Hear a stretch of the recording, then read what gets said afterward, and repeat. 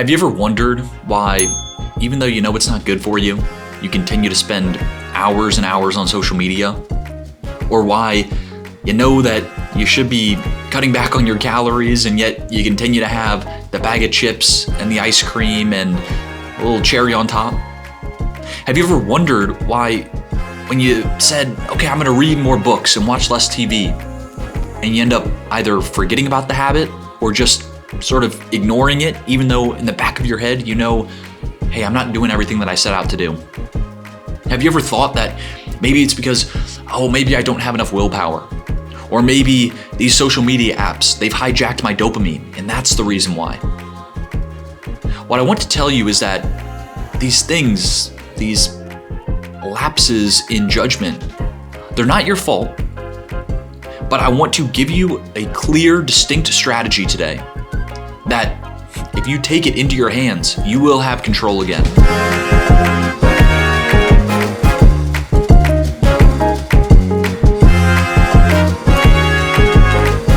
And the concept I'm going to be talking about is the dopamine mirage. It's something I haven't heard before, but what it's going to do is, instead of talking about dopamine and dopamine detoxing, which I know YouTube is full of that stuff, I want to give you a crystal clear visualization of what's going on in your mind so that you're no longer thinking, okay, dopamine molecules and, I can think of some animations I might have seen in textbooks and things like that. I don't want to talk about the abstract of dopamine. I want to talk about the subjective, very real visualizations that go on in your mind that cause you to go for those bag of chips, that cause you to turn on your phone again and pull up YouTube and watch another 5 hours of watching negative news or doom scrolling on Instagram, watching TikToks for 3 hours each night, and ultimately not doing the goals that you set out to do. So what is the dopamine mirage? Well, maybe I should start off with explaining what a mirage is, because I'm sure you're familiar with it, but what is actually going on? So imagine you're in the desert and you're dehydrating. You're looking for any sign of life, any sign of water. And way out in the distance, you may see what appears to be shimmering water.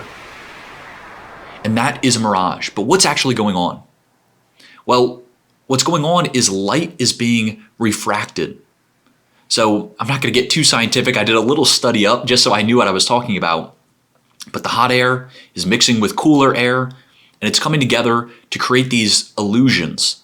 The illusion of water, of cool water, of being able to dive into a pool, and all the things that when you're in that dehydrated state appear like manna from heaven. And so what I want you to understand about a mirage, and I'll explain the dopamine mirage in just a second, is that it's an illusion. But what's going on is it's not like, you blink your eyes a few times and it disappears. It's more of an illusion in the sense that even if you're looking at it and continue to walk towards it, it's not going anywhere. But it's an illusion because your eyes, your perception is basically falling for this trick. It's not like the air is trying to play a trick on you, but your mind is telling you there's water there. There's, glorious, cool, drinkable water, when in reality, it's not there. And so all that's to say is that a mirage is very, very tricky. The only way around it is to realize your eyes are deceiving you. The same way that with an optical illusion. I'm sure you're familiar with the old witch and the young woman. When you look at a picture, I'll pull it up on here so you have a little visual. You look at it and maybe you can only see the older woman with the nose. And then suddenly someone says, hey, don't you see the young woman? Yeah, her eye's right there and her chin is right there. And suddenly you see both. So the only way to get around a mirage, to get around an optical illusion, is to have it pointed out to you. Or you can ultimately point it out to yourself, but it's going to take a lot longer. And so what I seek to do in this episode, which I'll keep it brief, is basically explain what the dopamine mirage is so that whenever it strikes you in your visualizations, when you're just kind of sitting relaxed and, oh, I should be doing my goals, I should be working towards that productive task. But when the dopamine mirage strikes in your brain, I want to be, that reminder of it is a mirage. It is an optical illusion. And boom, if we shift our perception, we can look at it in a different way. So I've said a lot of stuff. What is the dopamine mirage? I want to give you a very clear example, something that, this is the reason I'm making this episode, because it happened to me very recently. So I have started rewatching the Harry Potter movies with my girlfriend. It's something we do every year or two. And what I noticed this time around is that I think when I think about those movies, that I not only idealize, the movies themselves, but I idealize or romanticize the feeling I get when I'm watching the movie. If it's, in the afternoon and I'm thinking about, we're going to watch the movie tonight. We're going to watch the Goblet of Fire tonight. I might think of, snuggling up in my pajamas, having the lights dimmed, maybe making some fresh popcorn, snuggling up, being cozy. All of these things basically create this romanticized image in my head, this romanticized visualization of the perfect night. But what ultimately happens when I watch the movie is that, it's a good movie, but it is not like that romanticized image. Maybe we don't make the popcorn, or maybe I start getting sleepy when we're watching the movie. And what's ultimately happening is dopamine is acting up. When in the moment, in the afternoon, I'm visualizing, hey, if I can just make it till 7 or 8 o'clock, that's movie time, and that'll be the perfect part of my night. It's almost like a future nostalgia, if that makes sense. And what's really happening is I'm probably drawing on past experiences where I can think of the times I've watched the Harry Potter movies and, at sleepovers and all the fun times, and it sort of gives me that childlike excitement. But I'm projecting that into the future in a way that ultimately leaves me disappointed when I'm there. And so again, coming back to the literal mirage, the person in the desert walking towards the water. And once they get there, they see it's sand. But it's not until the very last second, until they're right upon the place they thought the water was. And that's the case for me. All the way up until watching the movie, it's going to be the perfect night. It's going to be the most cozy, fun, childlike experience. And I get there and it's a good movie. And perhaps that's not the best example. I think that what happens a lot of times is maybe people don't romanticize, say, going on Instagram, going on YouTube. But what is really happening is in that moment, let's say hours before, you're imagining, I'll be on Instagram. Or let's just even say 5 minutes before, a minute before. The dopamine mirage is striking in your brain. And so why do I keep referring to dopamine? So again, I said I'm not going to talk about, the neurons firing and, all those visualizations we can think of when we think of neurotransmitters, what we've heard online or in school.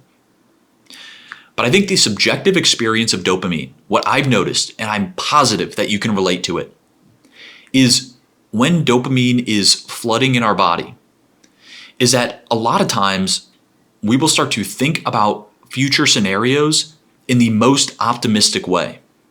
We will think about that I keep referring to romanticizing something. We will feel future nostalgia for that thing. And these are all terms I'm using just to emphasize that we're wearing our rose-tinted glasses. And so when we're doing that in the future, the reason I keep referring to dopamine is because dopamine is the motivation neurotransmitter. And what it ultimately does is, it gets us going. It says, okay, I'm thinking about that goal. Now I want to act. It's not necessarily the end reward. Like, say, it's not going to release the endorphins, but it's going to motivate us to get to that point, to get to that reward, to get to that outcome. And so it's really important to see that when I talk about a dopamine mirage, I'm referring to the visualizations that go on in your mind. These can be subtle, these can be auditory only, they can be just a general warm feeling. They don't always have to be visual in the way that I've described it. And so I want you to just think about that. Let's use like doom scrolling on Instagram, for example. Maybe you're not thinking, the same way I described the Harry Potter movies. Maybe you're not thinking, I'm going to get all cozy, make some popcorn, and then just scroll on Instagram or just go on TikTok. What I think is likely is that there is some feeling that, okay, once I get to that point, I'll feel at ease. That I'll feel like, I don't have to think about my problems. I'll feel relaxed. I'll feel at peace. But this is super important because what is actually happening is in the moment that feeling flashes in your mind or in your brain, let's say it's just literally 5 minutes before. That is the dopamine. That is the illusion. That is the dopamine mirage. But it's not reality. And so once you get to that point, maybe I think a very clear example, like the way I like to think about this is the way our body feels. So for example, right now I'm pretty active, I notice my body and maybe I'm a little bit sore. My throat's going to be dry in a little bit. However, I think when we're in that dopamine mirage state, we don't consider those literal feelings. We don't consider all our 5 senses when we get to that moment. And I think for the Harry Potter movies, the sleepiness of barely being able to keep my eyes open because it's late and we're watching movies, that's something I don't consider when I'm in that mirage state of mind. And I also think that with, say, doom scrolling on Instagram or TikTok or YouTube, is that we run the risk of basically deluding ourselves. And I don't use that word lightly. Delusion as in thinking that you're going to have the comfort that you imagined for yourself. Thinking that feeling of I'll be fully relaxed, I won't have to think about my problems. Thinking that's a future reality.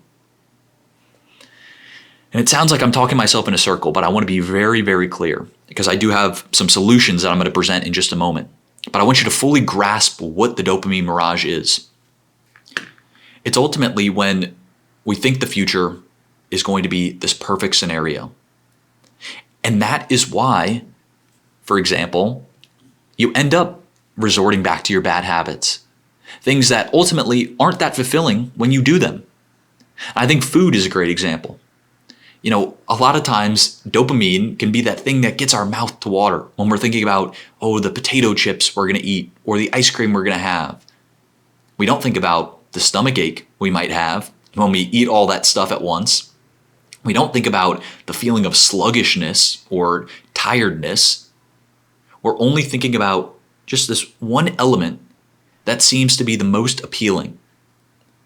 And so our brain is actually really great at that. It's a great motivator, but because we live in this world saturated with distractions, with ultra palatable foods, if we don't take it on consciously, we're always going to be led in one direction, a mirage, towards our vices, towards our bad habits.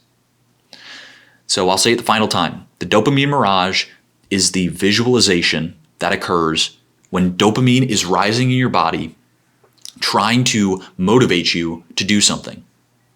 And because a lot of us have been conditioned to say, basically if we've been eating junk food for our whole lives, the dopamine will spike when we think about junk food. Or if we've watched TV our whole lives, the dopamine will spike when we think about we're going to eventually watch TV. So I think some people do get confused about that. Dopamine is not the end result. Dopamine is the thing right before you're doing the activity. And that is the reason why once you get to that moment, once you, in the desert sense, in the mirage sense, once you get to the place where you thought the water was, the disappointment is so heavy. why the regret, the guilt, the shame can be so heavy.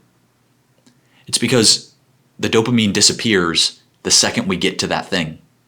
Because the dopamine was only there to get us to that point.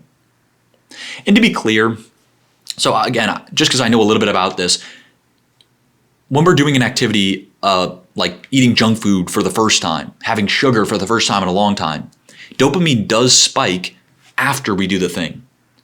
But what it's doing is sort of like if you've heard of the Pavlov dog, where hears the bell, gets the food, hears the bell, gets the food. And eventually he hears the bell, doesn't get the food. But his mouth is still, the dog's mouth is still salivating because he's been conditioned that way. So basically, those cues have been built up in our environment just because that's the world we live in. There's junk food ads all over the place. There's, ads to make money quick, gambling, porn, other types of negative vices. These things do spike dopamine the first few times. But ultimately, once the conditioned pattern has been built up, it's not going to use as much dopamine after the activity. But what will happen is when you think about the activity, that's when the dopamine spikes. And once you get to that point, once you get to the mirage spot where the water is supposed to be, you find the sand, nothing. So I hope I haven't confused you too much. I hope that makes sense. That dopamine mirage is visualization. And it could be literal visual, like when you imagine something, but not everyone thinks in pictures. It could be auditory, or most likely it could be a feeling of contentment, a feeling of, I made it to this point, I'm at peace. But we have to remember that is an illusion. That is a mirage. So what's the solution? This is my favorite part. How do we fix this? Not only, prevent ourselves from going for our bad habits, but taking it one step further and using the dopamine mirage to our advantage. Using it in a way that allows us to romanticize our goals, the things that we said we were going to do. This is going to be so powerful. So please listen to the end of this video because I have a very simple 3-step process. But again, I'm going to come back to a real mirage. So I mentioned, one of the ways that someone can avoid falling for a mirage in the literal desert is to recognize that pattern. So I talked about the optical illusions. People who maybe are, caravanning people in the desert, they're going to recognize a mirage as a mirage. And the reason they are able to do that is because they've seen it before. They've been disillusioned before. So now let's take that to our lives, to the dopamine mirage. I want you to think about a time where you had that experience, where you had, like for my example, you idealized, you romanticized, for me, watching the Harry Potter movies, having a very quiet, peaceful night. And then I also want you to think about a time where when you did have that moment, noticing that later in the night, it did not fulfill your expectations. And to be truthful, it's never going to. And that's a really important point. Because if you don't connect that the dopamine mirage leads to this disappointed feeling, this empty state, this sand instead of fresh water, if you don't connect those two, that's ultimately why you're going to keep falling and falling and falling for the dopamine mirages in your life. That's why you're going to continue to go on your phone vaguely thinking, okay, I think this will make me feel more content. So if you don't connect those two, that's going to be a major, major problem. But that's the first step for escaping or avoiding the dopamine mirage, is to recognize the pattern so that in the future, you won't fall for it again. But what's another example? Or what's another way to avoid the dopamine mirage? Well, the person in the desert is also going to have a compass or something external to guide them. So what I'm telling you for the dopamine mirage, don't just rely on your perception. Don't just rely on your moment-to-moment thoughts. So what's the equivalent of a compass? Well, for one thing, it might be writing out your goals and keeping it on a little index card and keeping it in your pocket and looking at it every so often. And when that dopamine mirage hits, because it will spike, something will trigger it. Let's not pretend that we're all in this perfect little cove. When that does strike, when the feeling does hit, you can refer to your goals, your compass, your North Star, and say, this is not the right direction. Because here's a little tangent. Usually when someone's going through the desert, they have an endpoint. They're not just randomly wandering in the desert. They have a point, they have a direction they're trying to go. But if they see a mirage to their left, if they see a mirage to their right, that's when they get sidetracked. And so that's why the goals I consider to be a compass. Because you're not going to get sidetracked when you get those, fresh water, rewards, trees, fruits. When you keep going forward towards your direction, you're not going to get sidetracked.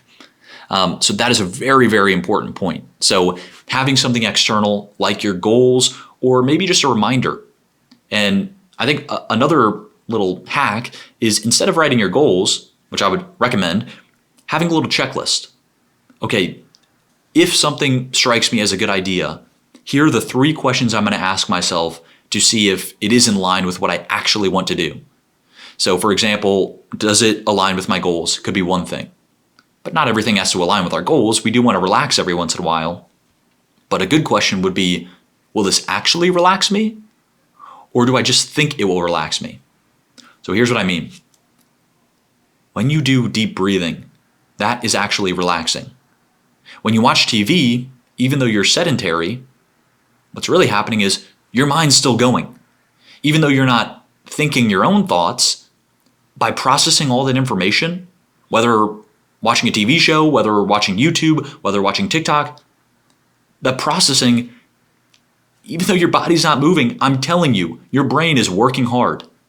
And so it's not really relaxing. And a good third question would be, if I've done this habit before, what is the end result? So, for example, with TV, I think watching a show to have a little reward, I think that'll be a good idea. Okay, well, I've watched TV before. I've had that thought pattern before. What was the end result?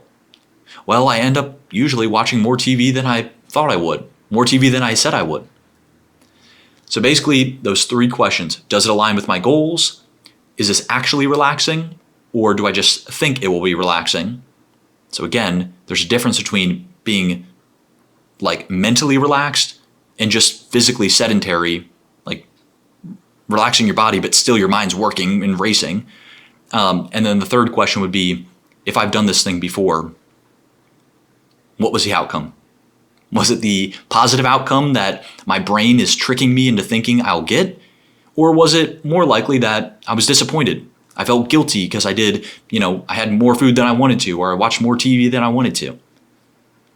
So that compass, the external guide, so you're not just relying on your moment-to-moment thoughts. And the third thing is to change your position to disrupt the illusion. So what does that mean? Well, I mentioned at the start of this episode vaguely how a mirage works. You have the hot air being heated up by the sand, and then the cool air coming from above, and they mix together, they refract the light, creating the illusion of shimmering water. So when that happens, what might we be able to do in that situation? Well, maybe if we turn our head, then we won't see the mirage. Or what I'm basically saying is, if you reposition your body, that shimmering water will change. That'll give you a clear idea that, okay, maybe this isn't actually what I thought it was. And so coming to the dopamine mirage, what does that mean? Well, I want you to think about those times when the dopamine mirage spikes for you. My guess is when you're bored, stressed, or tired.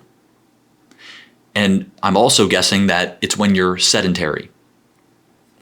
Very rarely, I cannot imagine, if you're running, if you're exercising, that the dopamine mirage is going to hit you and say, oh, I bet it's a really good idea to stop exactly what I'm doing and just start eating a bag of chips. I bet that never happens. So what I'm telling you is change your state. If you're sitting down, stand up. If you're standing but still, do a couple jumping jacks.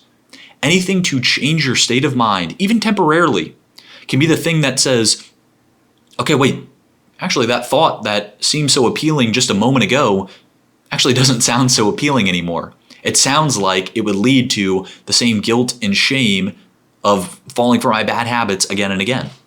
So those are the 3 techniques you can use to avoid falling for the dopamine mirage. So I'll say them again very quickly. So we can recognize the patterns by thinking about times when, we had this mirage and then we were ultimately let down. So connecting the pattern. We can use external guides like a compass, which would be equivalent to our goals. We could also use checklists. Just ask ourselves a couple questions to see if it passes the test, per se. And then the third thing is to change your state, change your position. If you're sitting or sedentary or feeling a negative emotion, just do a couple jumping jacks. And if you still feel the same way, like you still feel like, okay, watching a show, I think that actually will be a good idea. And I would say it actually would pass the test.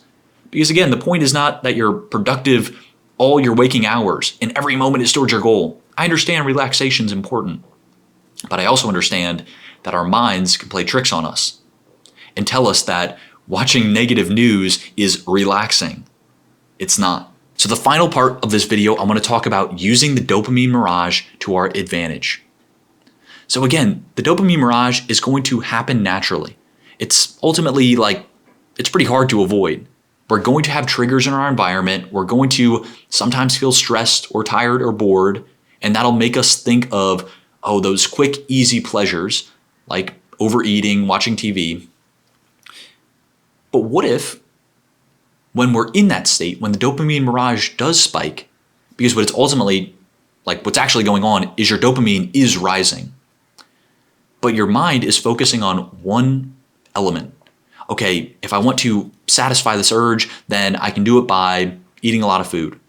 Or if I want to satisfy this urge, I can do it by being on my phone, doom scrolling. But if you recognize the pattern, the dopamine doesn't necessarily go away, and for good reason. Dopamine is a very useful part of our life. It is motivational. It is the thing that allows us to, for example, if in rats where they don't have any dopamine, they don't even want to move to eat. So dopamine is critical, but it can get hijacked and cause us to do those negative, bad habits that consciously we don't want to do. So how do we flip it on its head? So we've recognized the pattern. We've recognized that, okay, I'm in this mirage state of mind. But if you can catch yourself in that moment and say, okay, I actually know this is an illusion. I actually know that even though my brain is telling me I'm going to be super satisfied when I eat 10 bags of chips, I actually know I'm going to get a stomach ache because I've lived this story before.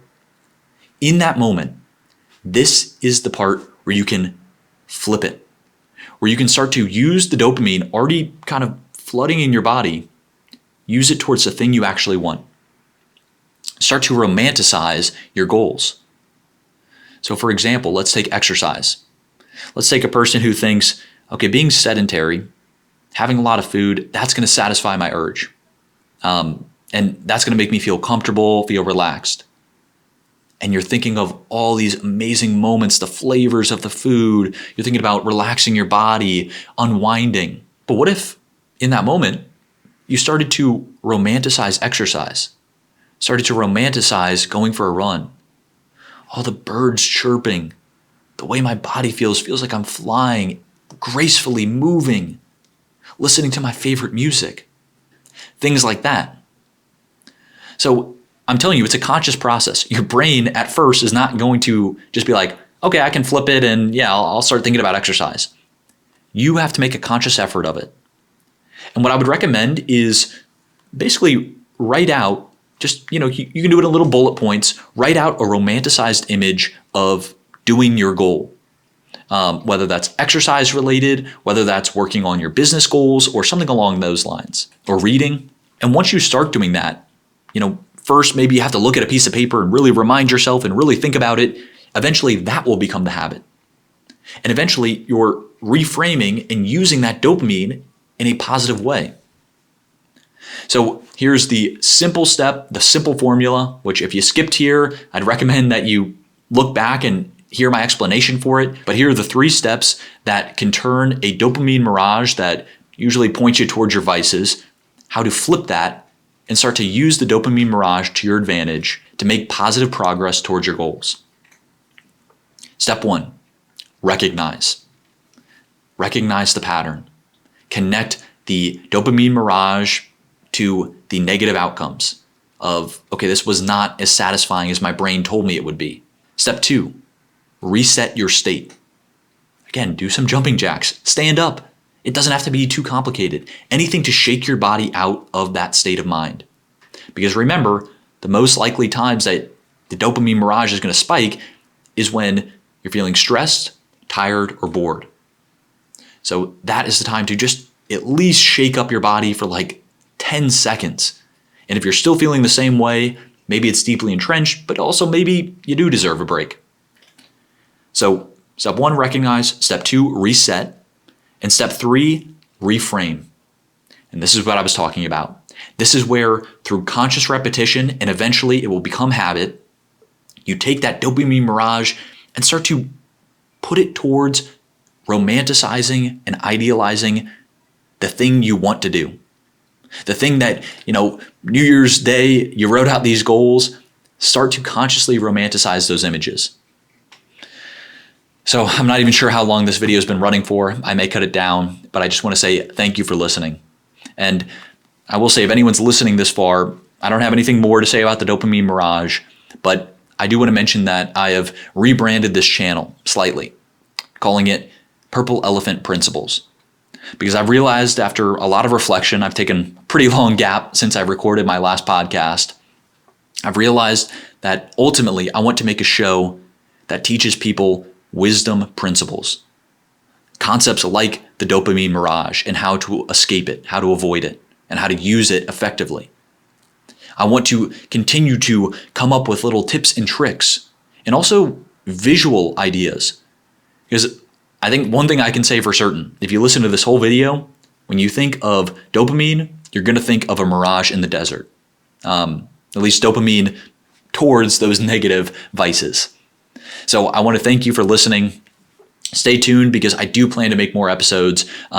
This was actually a very easy episode for me to film. So I think I'm finding my rhythm. And yeah, it's something that I'm really excited to get this channel back up again. I had some growth, the last couple episodes, and I just kind of let it fall. Because obviously I'm in a different place now. A lot of stuff has changed. But ultimately, I think focusing my mind on coming up with these principles, thinking about how I'm applying them to my own life is beneficial for me. And I hope that it's beneficial for you. So thank you again for listening. Please make sure to subscribe to the channel, subscribe to the podcast on Spotify or Apple. Give this video a like, a comment, and tell a friend about it. Thank you. If you enjoyed that podcast episode, then here are 3 more things you can do to keep the momentum going.